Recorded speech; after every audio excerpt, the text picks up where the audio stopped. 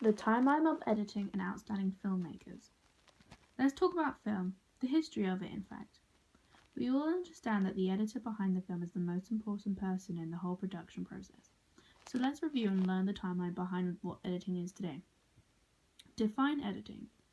Film editing is the art, techniques, and practice of assembling shots into a coherent sequence. Why do we edit? 3 factors: time, space, rhythm. To speed up time, slow down, compress, and stretch, etc. This is to control what happens in the narrative. Something may be more effective than just having the original time of the video clip. Trinity! Help!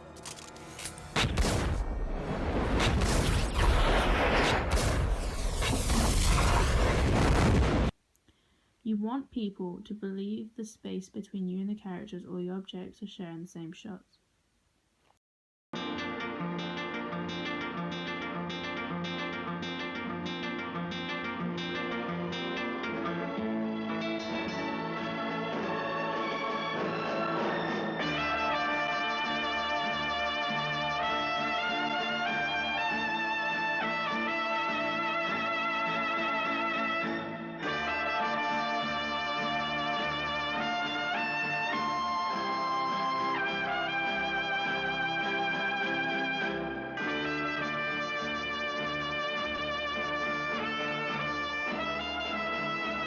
Rhythm. The shots during the film need to control the flow together with one another. The imagery beat or pace of the moving image production. This helps the audience to understand the situation and also allows tension to be built and to extend the scene.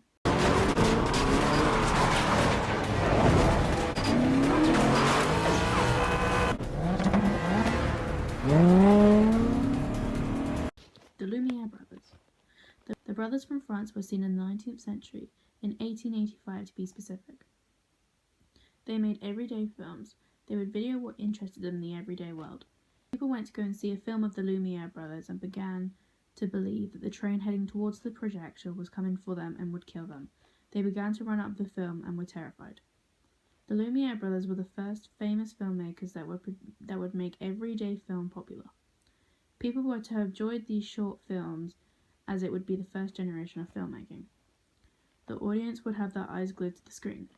This would not catch on to the audience for long. They would discover that the films were everyday life and that they could see them for themselves and realize that they could enter the real world and see the films in front of them. The father of special effects, George Méliès, was known as the magician of film. He made special effects without using digital editing. This would have seemed to be impossible to do. He brought the stop edit, the dissolve, and double exposure into the film industry. By cutting parts of film, he was able to manipulate the film and make different appearances to the audiences. In 1902, he would release his famous film, A Trip to the Moon. In his famous film, he would go on with colour over each frame to make the actors have colour costumes. The cinemagician focused on the narrative to make films have a better effect in the 1900s. He set high standards in the early days of special effects, and people remember his films because he broke the barrier of black and white films. Edwin S. Porter would release his film The Great Train Robbery in 1903, and this would use a technique called cross-cutting, which would become one of the biggest techniques that we still see in films today. It gives a narrative and creates 2 different stories happening at the same time that either have interest with one another or narrowly line up at the end. By using cross-cutting, Porter was able to make a narrative make sense and seem simple, but also show the film in a creative light. Porter using the parallel technique would inspire others and see Porter as an inspiration to their films.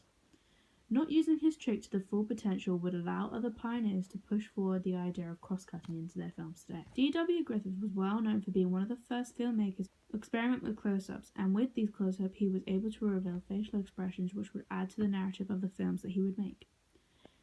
Also using cross-cutting technique, Griffith would be able to inspire others to use the method a decade after Edwin S. Porter. He would use this method in a film called Tolerance, which would feature 4 different paths and stories. The American director was originally denied the technique of close-ups and discovered that it'd be called ugly and people would not enjoy the film creation. But in fact, the audience would love this technique and would be used as a big technique used today in the 21st century. Not only using close-ups, but D.W. Griffith would eventually use flashbacks and flash-forwards. The invisible cut was also by the director, to match up scene, and this would look fluent and clear to the audience, who would not be able to tell what the change in scene or cross-cutting. They didn't want the audience to notice the cutting technique and would be totally focused on the scene. Griffith took a much livelier hand into the cutting up of his scenes, typically shooting different moments of the unfolding action from a variety of different angles and camera distances. Lev Kuleshov. The director Lev Kuleshov used the method of juxtaposing the films he made. One of his most famous films is known as the Kuleshov effect. It shows a man looking at three different things: some food, a little girl in a coffin, and a lady dressed in a robe. This was an impacting film because of what the man looked like in the film. They used the same frame for each of his reactions. The facial expression of the man made him look hungry, made him look sympathetic to the child, and the desired look that he gave to the woman. By using the same expression in each cut, he gave the power of juxtaposition and how important the filmmaking was. The power of editing made two different shots have one meaning, and this would be called montage. Sergei Eisenstein used a method of montage and made a film called The Battleship Potemkin, released in 1925, 20 years after the First Revolution. Eisenstein developed the montage through theory and wanted to break confines of space and time within the shots. The connection of unrelated footage would be able to lead better emotion and ideas. It was good to use for communist propaganda. He made the enforced montage, making the film more powerful and having a better meaning, but he took the advantage of work from Kuleshov and Griffith. The meaning was not in the shots, but in their collision of one another. He wanted the audience to know that it was a movie and not real life, so he manipulated the shots and took them to their full extent instead of making them invisible. La Nouvelle Vague. The French New Wave. The directors, originally from France, the Nouvelle Vague, broke all the rules in the books to do with editing. They went past the 180-degree rule and came up with the technique of jump cuts. They had to make lots of different Hollywood films, and this would lead them to becoming bored of the old techniques and wanted to spice up their film industry.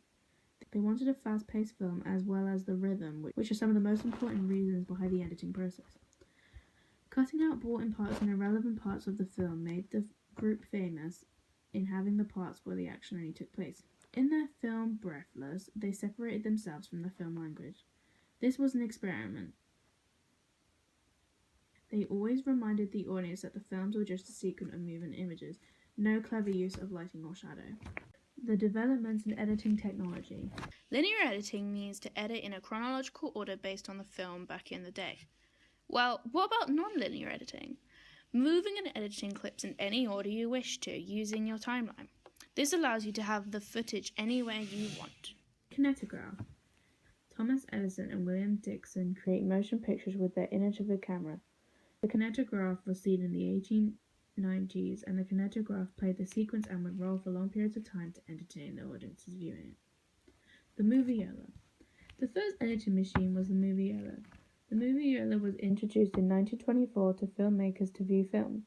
This was to edit and cut films accurately. They would glue or cement the film back together. By having this editing machine, it would make a statement. It would make other filmmakers want to use it because it made the whole editing process better because they were capable of making shots more precise. They were to have made these shots look smoother. They would use pedals to move the film backwards and forwards, and then would use a lever to cut the film. Some people still like to use the Moviola today. The Moviola was seen in the 2011 film The Adventures of Tintin. The Ampex. Named as the first video recorder in 1956, as previous films were made from frames and not considered cameras back in the day. This allowed television to be recorded as they were able to carry more film and have better view for a home. With the Ampex, they used magnetic tape. This replaced the old technique of gluing and cemented their frames together. The Ampex standing for Alexander M. Panatov Excellence.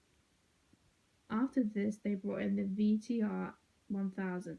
VTR standing for videotape recorder, which encouraged new editing methods for the magnetic tape. CMX 600. This was the first computerized non-linear editing system. You could edit offline.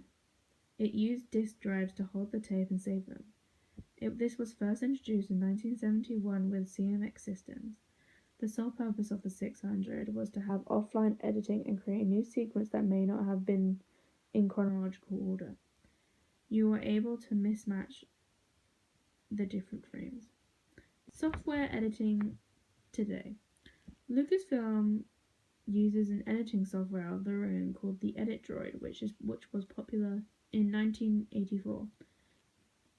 It allowed random access editing. This made multiple projects and many layers of film capable to work with. We have software today that we can produce our own projects and make our own films with. A much simpler version of the CMX and Edit Droid have been introduced to the systems as Premiere Pro and iMovie for Apple products. This made editing more accessible for anyone. These sorts of software were introduced in the late 80s and early 90s and now used for big projects today in the industry. Small people like to use this editing software too. You can teach yourself how to use the software, and many people who do small projects now post them on YouTube, a platform for many upcoming people in all industries. As from 2015, we all have digital cameras, digital editing, and digital distribution. This now dominates our market in the TV and film industry.